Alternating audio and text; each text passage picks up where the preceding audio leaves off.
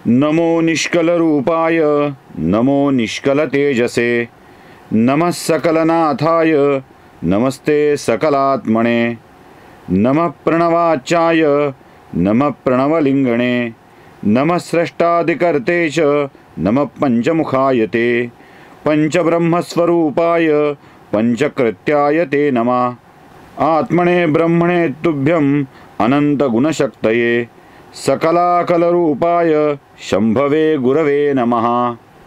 नमः पार्वतीपते हर हर महादेव।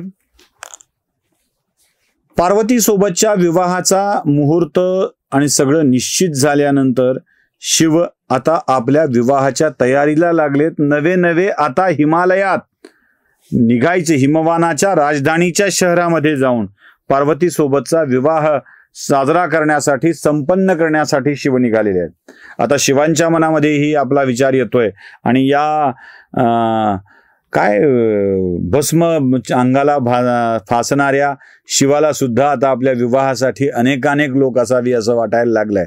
त्यामुळे सगळ्या ऋषीमुनींना पौरोहित्य करण्यासाठी बोलावून घेतलंय। आता शिवाला वाटायला लागलंय का लोकांच्या मनात शिवाच्या विवाहाला जायचं आहे? काय विचार करायला पाहिजे ना।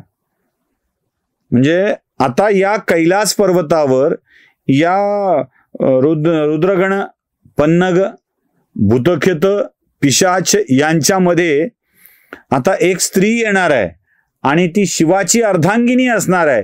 ही भावनाच तिथल्या लोकांच्या मनामध्ये खूप उत्स्फूर्त झालेली आहे आणि आपल्या देवाच्या, आपल्या आराध्याच्या लग्नामध्ये सहभागी होण्यासाठी सुद्धा सगळे उत्सुक आहेत। आणि जगतपालक, जगाचा निर्माता, जगाचा संहारक शिव याची वरयात्रा निघालेली आहे। इथे गाढवाला घोड्यावर बसवून त्याचे 4-5 बेवडे ज्या पद्धतीनं नाचत असतात लग्न आहे म्हणून कळल्यावर, ते म्हणजे काय आनंद असतो लग्न असल्याच्या मित्राचा। अनेकांना फक्त मित्राचं लग्न असल्याचा आनंद ह्याच्यामुळे मिळतो, काही जणांना नाचायला लागले म्हणून मिळतं, काही जणांना एक दिवशी सुट्टी मिळते म्हणून मिळतो। पण चला, आता आपला दुसऱ्याचा होतोय आपला दोस्त, ही भावनाच त्यांच्यासाठी खूप वेगळी असते आणि नाचत असतात। खोट्या भावनेने एवढी नाचतात। तिथे तर आपला आराध्य, आपलं सर्वस्व त्याच्या चरणी सर्वाला अर्पण करून टाकावं, सर्वस्व अर्पण करून टाकावं। अशा शिवाचा विवाह जगदंबेशी होणार आहे, पार्वतीशी होणार आहे। मग काय आनंद झाला असेल। शिवाची वरयात्रा निघाली आहे आणि ह्या वरयात्रेमध्ये काय काय वाजतंय? डमरूच्या डिम डिम डिम डिम डिम डिम आवाजाने सगळा आसमंत दुमदुमून निघालेला आहे। भेरींचा गडगडाट होतोय, शंखांचा अधूनमधून होणारा आवाज सगळ्या आसमंतामध्ये शिव निघालेत याची कल्पना देतोय। दुदुंबीचा कोलाहल उमटलाय आणि हे सगळे मंगलवाद्य अमंगलाचा नाश करत निघालेले आहेत। दुदुंबी, भेरी, डमरू, शंखध्वनी या परिसरातल्या आसमंतातल्या अमंगलाचा नाश करत निघालेले आहेत। काहीही नकारात्मकता असेल तर ती संपवत निघालेली आहे। आणि कोण कोण निघालंय? अहो, काय अवाढव्य वरयात्रा आहे, बघायची आहे ना। त्या यात्रेचं वर्णनच करावं लागेल, कोण कोण असेल त्या यात्रेमध्ये।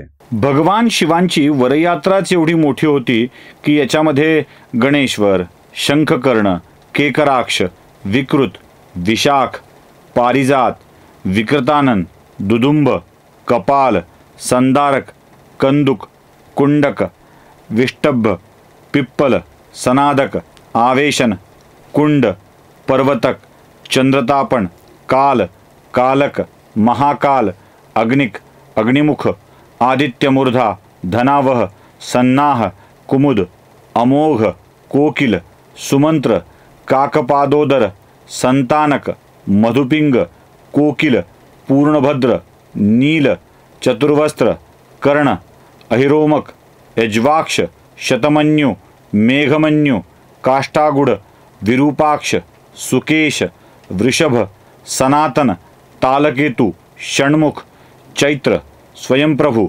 लघुलीश, लोकांतक, दीप्तात्म, दैत्यांतक, भृंगरिटी, देव, देवप्रिय, अशनी, भानुक, प्रमथ आणि वीरभद्र आपल्या असंख्य कोटी गणांना घेऊन या उत्सवात सहभागी झालेले होते. ही अशी अवाढव्य निघालेली यात्रा, या यात्रेनी सगळ्या सृष्टीला वेड लावलाय. प्रत्येकाला प्रतीक्षा आहे. निघालय, शिव निघालेत, शिव निघालेत, शिव निघालेत. आणि शिव कसे आहेत? आपल्या श्वेतवर्णी नंदीवर आरूढ होऊन निघालेत. आता शिव शिव आहेत. आपली गाडी आपली गाडी, दुसऱ्याची गाडी थोडीच घेणार आहेत. ते थोडीच आपल्याकडचे आत्ताच्या कलियुगात लग्न आहे, माझं लग्न आहे, तुझी भारी गाडी दे की, ती सनरूफवाली गाडी दे की, दिवसाचे राजे हे. म्हणून सुरुवातीला मी म्हटलं की गाढवाला घोड्यावर बसवलं म्हणजे ते काही राजा होतो असं नाही. गाढव गाढवच असतं. तेवढं घंटाभर लोकाला दारू पाजून नाचवण्यापुरतंच ते राजा असतो.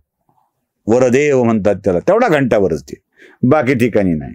त्यामुळं दुसऱ्याचं घोडं, दुसऱ्याची गाडी भाड्यानं आणायची आणि या भाड्यानं, माफ करा म्हणजे बरोबर आहे ना शब्द वापरलेला मी, हा बरोबरच असला पाहिजे. आणि यानं गाडीवर बसायचं, त्या घोड्यावर बसायचं, आपलं मुडकं बाहेर काढून. उतरलं की ते गाडीवाला गाडी घेऊन जात आहे. दुसऱ्याच्या गाडीवर गुलाबाचे फुलं चिटकवायचे, दिलवाले दुल्हनिया ले जाएंगे लावायचं. गाडी कुणाची, डिझेल कुणाचं, दिलवाले दुल्हनिया ले जाएंगे. या सगळ्या आताच्या आपल्या सोपस्कारापैकी शिव अशी दुसऱ्याची गाडी घेऊन, सनरूफवाली गाडी घेऊन नव्हते निघाले. अहो, शिवाचाच सण आणि शिवाचंच रूप. वेगळं सनरूप कशाला पाहिजे तिथे? त्याच्याच इशाऱ्यावर चालणारा तो सण म्हणजे सूर्य, आणि त्याला छताची गरज काय? जो जगाचं छत आहे तो कशा करता वेगळी सनरूफवाली गाडी घेईल? त्यांनी कुणाचं वाहन बिन घेतलं नाही. इंद्राचा ऐरावत होता आणि ऐरावतावर इंद्र बसून चाललेला होता या वर यात्रेमध्ये. भगवान विष्णू आपल्या वाहनावर गरुडावर बसून निघालेले आहेत. मा लक्ष्मी आपल्या वाहनावर बसून निघालेले आहेत.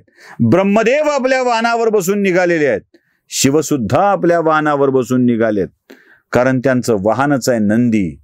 अरे, तो नंदी इतका शुभ्र आहे आणि त्या नंदीवर बसून चाललेली शिवाची स्वारी आणि भेरी, डमरू, शंख, दुदुंबी यांचा कोलाहल करत त्यांच्या मागे निघालेले त्यांचे सगळे गण, जे आपण मागं पाहिलेत ते सगळे गण, कोट्यावधी गणांचा अधिपती शिव वरयात्रा घेऊन लग्नासाठी हिमालयाच्या घरी निघालेला आहे.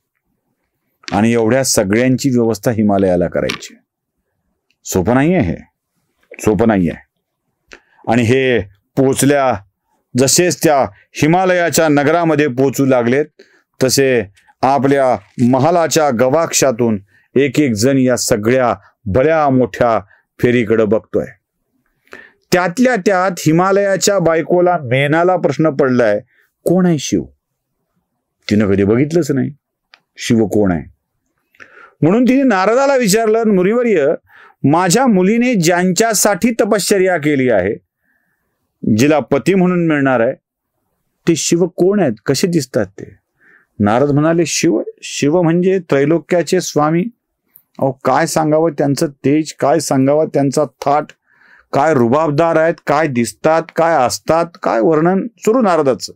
मध्यस्थ फार आगाव असतो बरं का, फार आगाव असतो. भरपूर शेती आहे, भरपूर बँक बॅलन्स आहे, अमुक ठिकाणी प्लॉट आहे, अमुक ठिकाणी फ्लॅट आहे, पण बाईचं आपलं एक असतं, पुण्यात फ्लॅट आहे का सांगा, तसा नवरा छान दिसतो का सांगा, असा आपला एकमेव आग्रह मेन्यात चालू होता.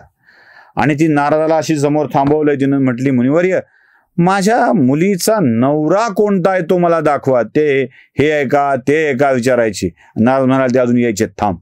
आता उत्साहाच्या भरात आपण इतक्या मोठ्या सम्राटाच्या पत्नी, आता तो कसा असेल याची वाट बघत मेना येऊ लागली आहे आणि मेनेच्या मनामध्ये गर्व होऊ लागलाय. या गर्वाचं हरण होणार आहे का? काय अवस्था होणार आहे? इथेही काही अपशकुन घडणार आहे का? ते बघूया पुढच्या भागामध्ये. नमः पार्वती पते हर हर महादेव.